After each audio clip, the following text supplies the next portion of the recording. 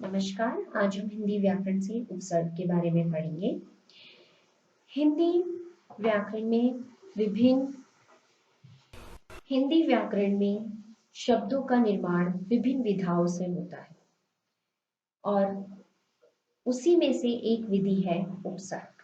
आइए इसके बारे में यहाँ आप कुछ उदाहरण देखेंगे, साथ में चित्र। आइए इन्हें पहले पढ़ते हैं। पहला है आश्वस्त, दूसरा है दुबला, तीसरा है परतंत्र। यहां आप देखेंगे कि ये तीनों ही शब्द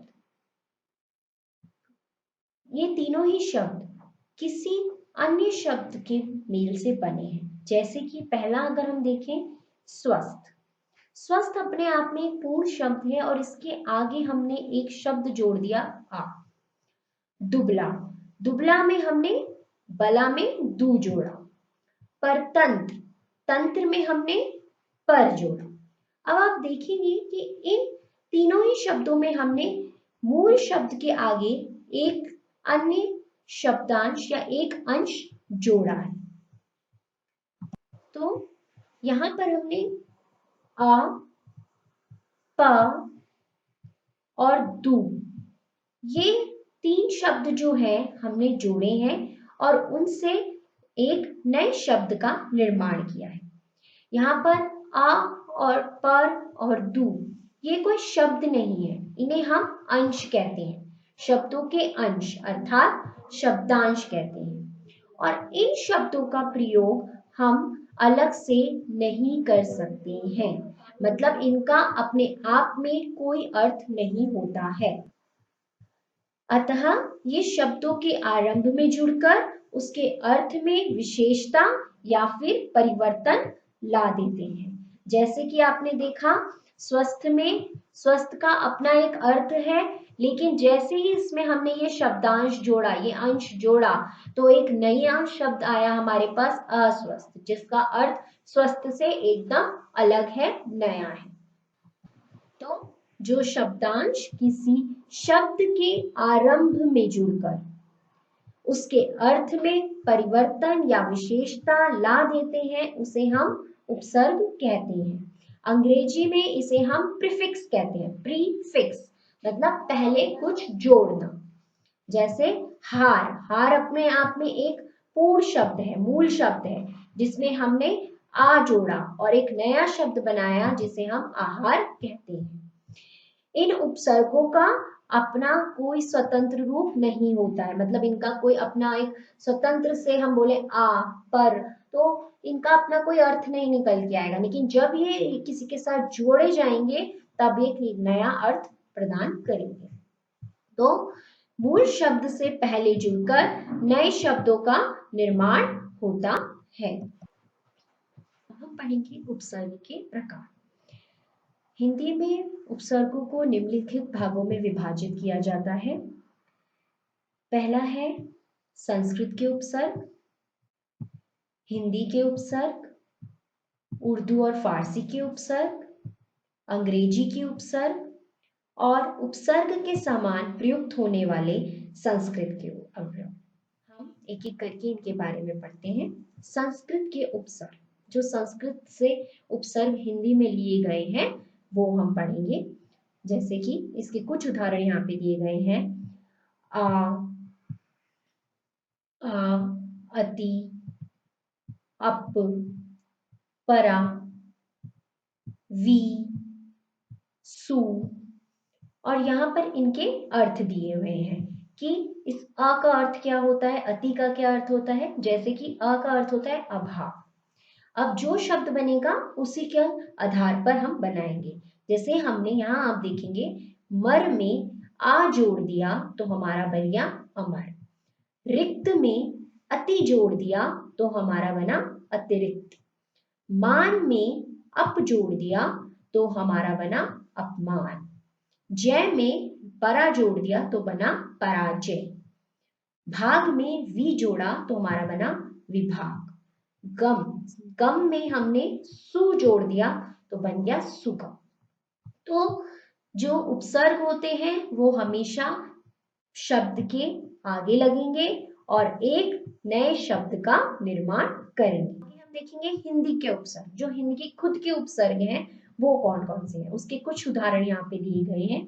जैसे कि अध, जिसका अर्थ होता है आधा। अब अध से हमने मरा में ही अध जोड़ दिया, बन गया अधमरा। ऐसे ही ऊ, ऊ मतलब होता है अभाव या रहित। अब दर में हमने ऊ जोड़ा, बना उदर। उजड़ा, जड़ा में ऊ जोड़ा तो बना उजड़ा।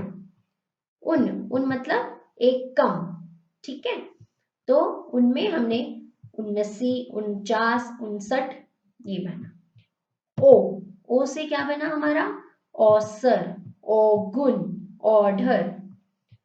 कु, कु मतलब हीन या बुरा, जैसे पुत्र में कु जोड़ा तो बना कुपुत्र।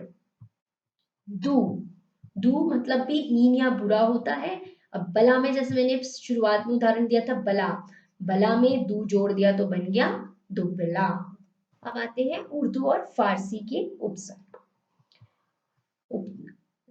इसके कुछ उदाहरण यहाँ दिए गए हैं। जो उर्दू और फारसी के उपसर्ग हैं हिंदी में लिए गए हैं, हिंदी ने उन्हें अपना लिया है।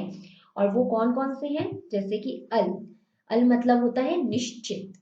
अब हमने गरज में अल जोड़ दिया तो अलगरज बन गया, ठीक है। कम, कम मतलब थोड़ा, थोड़ा में हमने जोर में हमने कम जोड़ दिया तो क्या बन गया कमजोर।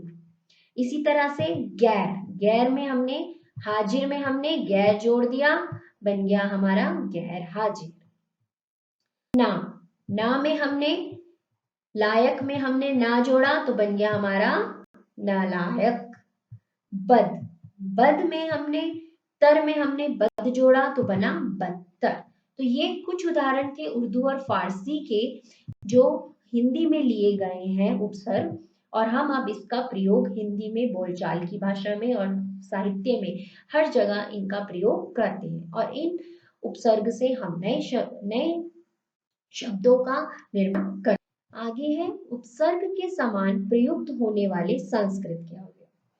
अब संस्कृत के अवयव, अवयव जो होते हैं उनको भी हमने, जो संस्कृत के अवयव थे उनको भी हमने उपसर्ग में जोड़ लिया है। कौन कौन से अवयव हैं, जैसे कि अध, अधः, अधः मतलब होता है नीचे, तो हम लिखते हैं ना अधोलिखित, अधोमुखी, अधोगति, तो ये बना। अंतः, अंतः मतलब भीतर, भीतर मतलब अंतःकरण, करण में अंतः जोड़ दिया अंतःकरण। अंतःपुर मतलब अंदर।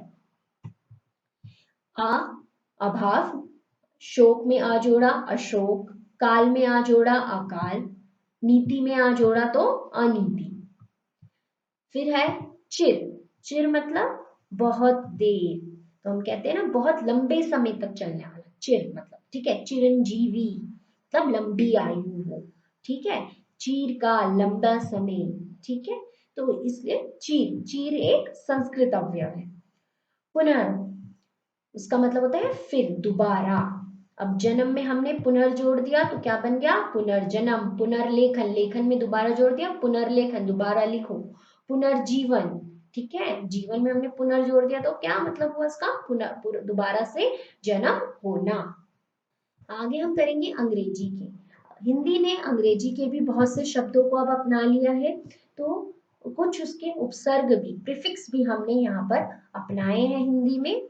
वो कौन कौन से हैं, सब, deputy, vice, general, chief, head, ये जो है ये उपसर्ग जो है हमने हिंदी में भी अपना लिए हैं। जैसे कि कमेटी में हमने सब जोड़ा तो बन गया sub committee, sub inspector.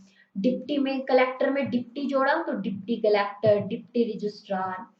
Chancellor में वाइस जोड़ा तो वाइस चांसलर, वाइस प्रेसिडेंट।